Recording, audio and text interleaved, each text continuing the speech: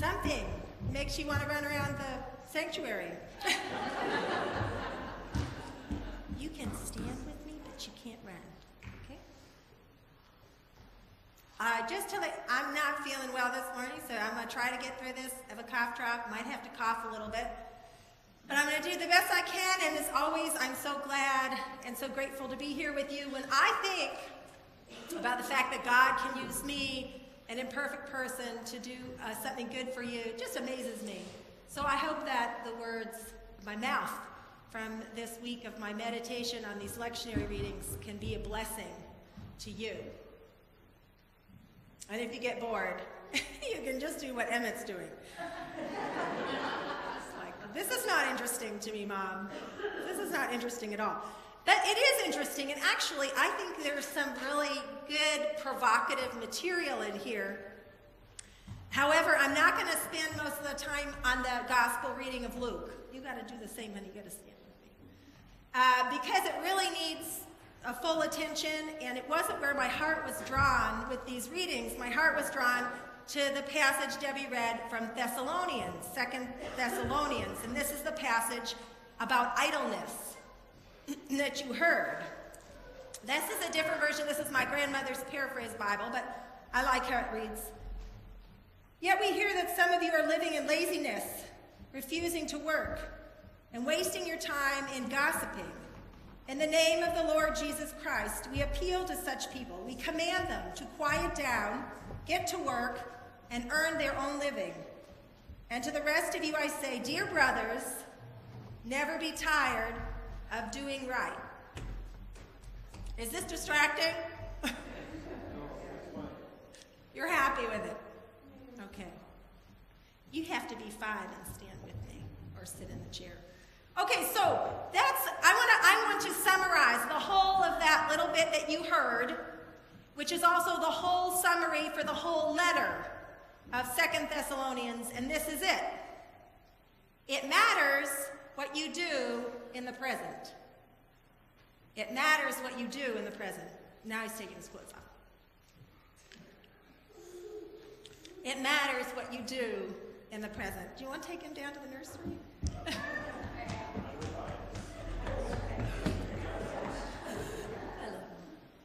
It matters, Emmett. It matters what you do, buddy. So, I want to tell you that, bye, Emmett. Have fun with Diane.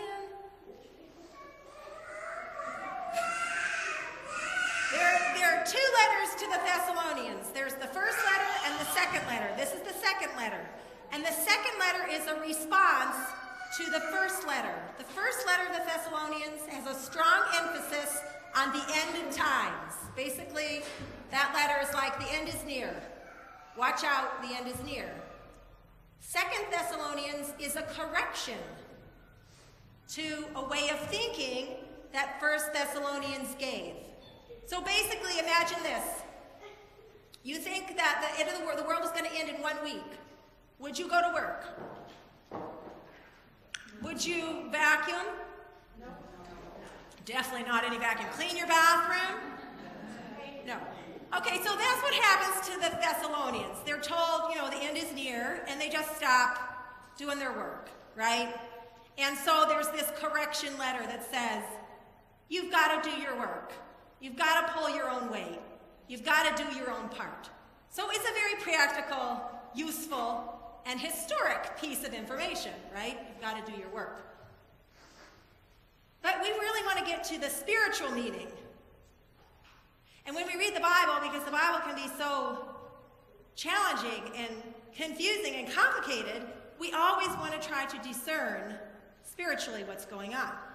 So my question for you this morning is, are you feeling lazy? Are you feeling spiritually lazy? You don't have to answer that out loud. The writer of this letter is encouraging the community to do their work. And at the very end, there's this brilliant line. Do not be weary in doing what is right. In other translations, it says in well-doing, or in doing good. Do not be weary in doing good. So when I ask you the question, do you feel like you're spiritually lazy? What I'm asking you is, are you getting weary from doing good? Do you ever get weary from doing good? You ever have a day where you spent the whole day helping people all day long? And by the time you get in bed at night, you're like, oh, what about me? I'm tired. It does happen. And you know, the hardest thing about it is that the spiritual work we're asked to do is the hardest work we have to do. It's much harder than any job any of us could have. And I made a list of heavy lifting. Right? This is the heavy lifting. When he's encouraging the Thessalonians, the writer is saying, do your own heavy lifting. Don't let somebody else lift the weight for you. Pull your own weight. So we have to ask ourselves, am I pulling my own spiritual weight? Am I doing my spiritual work? That work is hard. Here's a list. Loving ourselves. Loving our neighbors. Forgiving. Forgiving again. Forgiving when we don't want to. Forgiving when someone doesn't deserve it. Letting go of grudges. Focusing on the good. Praying for our enemies. Giving of ourselves. Giving away our possessions. And of course, and I think I mentioned it already, loving one another. This is not an easy list. But this is the work of the Spirit, and it's challenging. And it's tremendous, and it requires real feats of inward daring that require all that we have. So while it's not that there's nothing about the end times in that letter, or in the Gospel of Luke, the real spiritual message is to not grow weary. It does no one good to bemoan the state of the world, to list the calamities and the tragedies, to give disasters the power they don't deserve, which means to think more about disasters than we think about God. More about our troubles than we think about God. I'm not going to do a close reading of that Luke gospel, but there's a line in there at the end where Jesus says, "But not a hair of your head will perish. By your endurance you will gain your souls." Some other versions say, "Stand firm and you will win life." And in King James Version, I love this one, it says, "In your patience possess ye your souls." I love that. As we endure the trials and tribulations of our life and go through these calamities, we must stand firm. But what do we stand firm in? I think it's in doing good, doing our spiritual work. Remember, it was Jesus who said in the Gospel of John, "I came that you might have and enjoy your life." Is anybody enjoying their life? You can answer that one. Is anybody enjoying their life? That's better. All right. Well, you're responding to Jesus. You're responding. And so it's like we want to start from this place of good stuff, the good stuff that's happening. I want to tell you some good stuff. I went to the wedding of a friend. I'm going to try to tell this without crying. I went to the wedding of a friend, and she lost her life partner. He died of a heart attack about 4 years ago. And she was already like 36 or 37. And then she did a lot of prayer. We prayed for her as a community. And a couple years after he passed, she called me and she said, "I met somebody. I met the man I'm going to marry. I didn't think this was going to happen for me. I didn't think I was going to be able to have a family and a husband. And I do. And I drove to Iowa with my 3 children by myself. 9 states, 3,100 miles there and back, because I wanted to celebrate more than a wedding. I want to celebrate the spiritual work that my friend did. This is a woman who had only a few years of sobriety and lived through that tragedy without taking a drink, and kept praying and kept her heart open. She didn't spiral down into thinking there was nothing good in the world and that God wasn't good. She did her spiritual work. And I went to that wedding, and it was an incredible celebration. And that is good news. That's good news. They're not printing that in the paper. Last weekend, my father was here. I'm trying not to cry about this too. I hadn't seen my father in 20 years. 20 years. And before that, I hadn't seen him in 7. And for the first time in my life, I walked around my house, and I said, Dad. That's a word I've never used except an email on my phone. Dad, would you like a glass of water? Dad, do you need to sit down? This is a man I forgave who never apologized for what he did. That wasn't easy. That was my spiritual work. I reconciled to him 15 years ago. I did the hard work. And that was like the cherry on the top. He's 86. I never thought I'd see him again. But I saw him. And I did my spiritual work. I had a new woman. I didn't know her at the time. She lost her baby at 3 days old. And I officiated at the memorial. And after that, a few months later, they started to foster a little baby boy. And about 2 years after that, the adoption was made official. And at the same time, she conceived a child.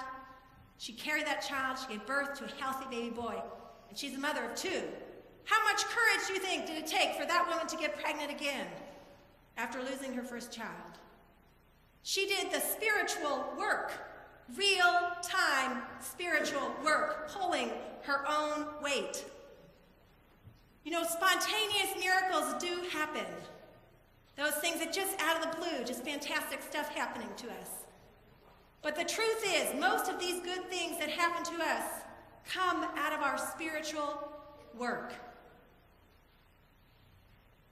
And when we do that, the loving work, the forgiving work, the letting go work, the believing when it looks impossible work. I know there's someone who's not here today, but there's a homecoming that's going to happen in this church, a little boy who's going to be back with his mother. And a lot of people in that family did a lot of spiritual work for that to occur, the really hard stuff. I want to read you a story. Want to be up here with Mama?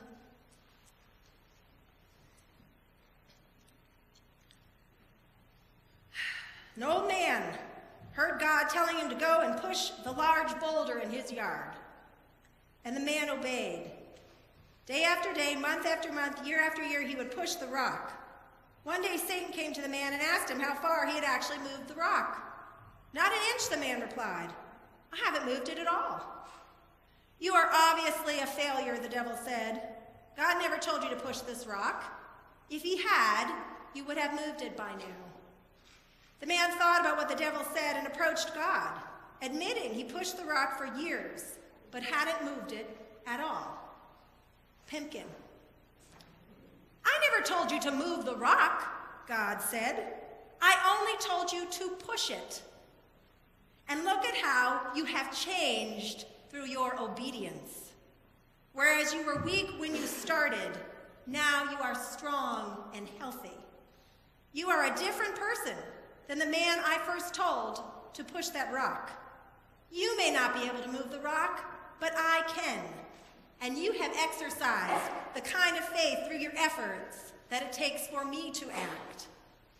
Was there motion from the old man's efforts? No. Was there progress? Yes. Don't mistake motion for progress in your life. That's the spiritual work we're asked to do.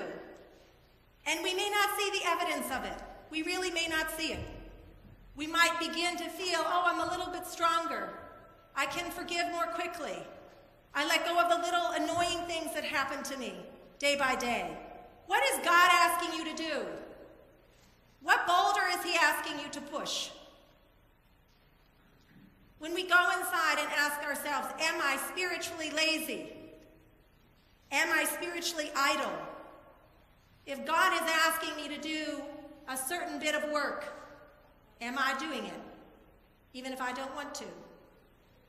God called me to forgive my father, to write him a letter.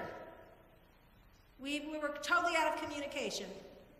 Some of you know the story of my father. There's this man who told me, I don't love you. Why should I love you? Give me a reason to love you. He wasn't there. He just came this past weekend to my daughter's ballet recital. But he never came to a recital of mine. Not a recital, not a concert, not a show, not a graduation, not a theater production. Nothing. But God called me to forgive him before he apologized to me, to write him a letter and say, you're the best dad in the world. I did that when I was about 23. You're awesome. Thank you for being my father. That wasn't easy, but I am here to tell you that the fruits of that action are tremendous. The joy in my soul, the peace in my heart, because I did my work. I can't do his. He hasn't apologized. He still doesn't think he did anything wrong. I can't move his boulder for him. And in 2 Thessalonians, all we're asked to do is our own work, to pull your own weight. We do it because together we're co-creators of this new Jerusalem that's talked about in Isaiah. That incredible, radical vision of peace, that's part of your invocation. So you have it on your bulletin. But this is the wolf and the lamb eating together. So do the wolf and the lamb sit together on your couch? In your house? In your heart? Who's that person who you haven't forgiven? Or that person that is too hard to love? I know that we all have them. But if God is calling us, not me, don't do it if I'm calling you, but if God is calling you to do that spiritual work, then God will give you the strength to do it. And then you'll get the fruits. And you know what the fruit is as we start to see it? All these stories I'm telling you, my friend Kate, my friend Caroline who had that baby, thinking of Paul and Ruth, thinking about my dad, is the new Jerusalem. Together we are co-creators. The word in that passage of Isaiah, create, is not past tense. I will create a new heavens and earth. The Hebrew word, bara, means I will begin to create. Just like the word create in Genesis, present tense, I am creating the world. That's the meaning of that Hebrew word. And we are called to do it with God. There's a wonderful line in John, chapter 14.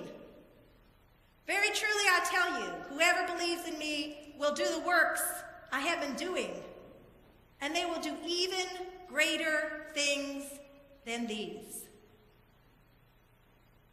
There's an understanding in the Jewish tradition of tikkun olam, that we're called with God to create and heal the world. And here we have it in our Christian scripture.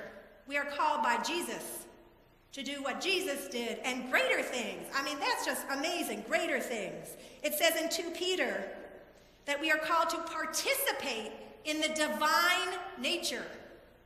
Who forgave my father? Christ in me. Christ in me. I can't in my own humanity. I can't forgive my husband in my own humanity. You know, I can't be patient with my children all day long in my own humanity. I never had a role model for that. I was raised by a mother who had a very short temper.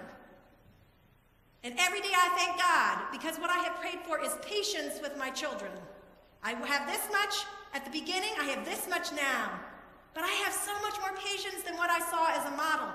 Through Christ, through God, through doing my spiritual work, which is our prayer and our forgiveness and our letting go of the grudges that we're holding on to, and our meditations and our reading from the spiritual traditions and doing those good things over and over again. And that's how we're going to co-create this new Jerusalem, this totally awesome, radical vision.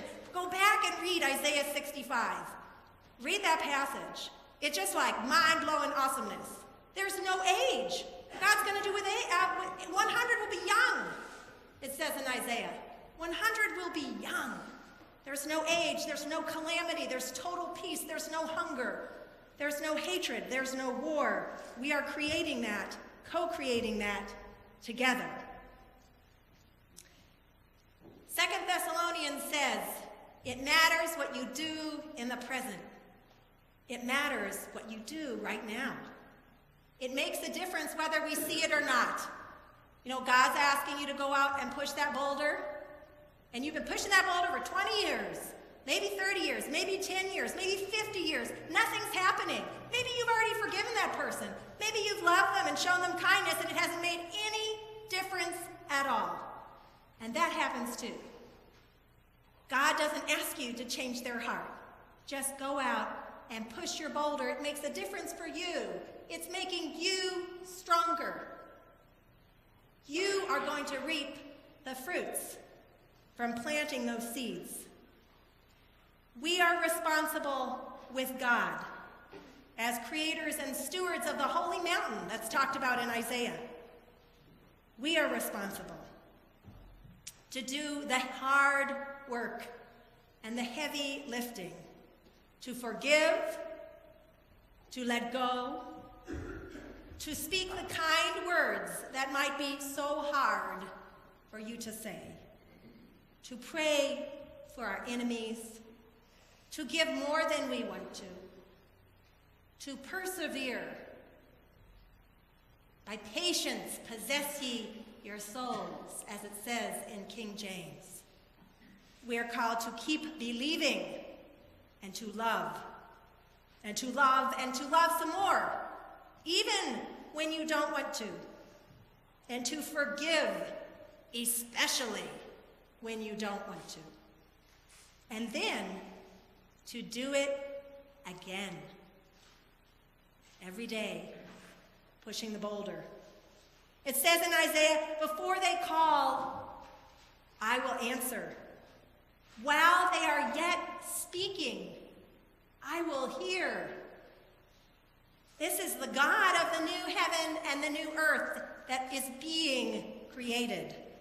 This is our abiding, encompassing connection to God. Hears you before you speak, knows the words before they are out of your mouth. This is the God of all goodness and love. And when you're asked not to grow weary by the writer of Thessalonians, and to remain steadfast, as Jesus does in the passage of Luke, you are asked to stay firm in your well-doing, to keep doing good, so that together we can make that new heaven and earth with God. So my encouragement to you today is don't be weary. Keep on going out there with endurance and with patience and with perseverance and with all your might. Whatever it may be for you, that boulder, with all your might, push that boulder. Amen.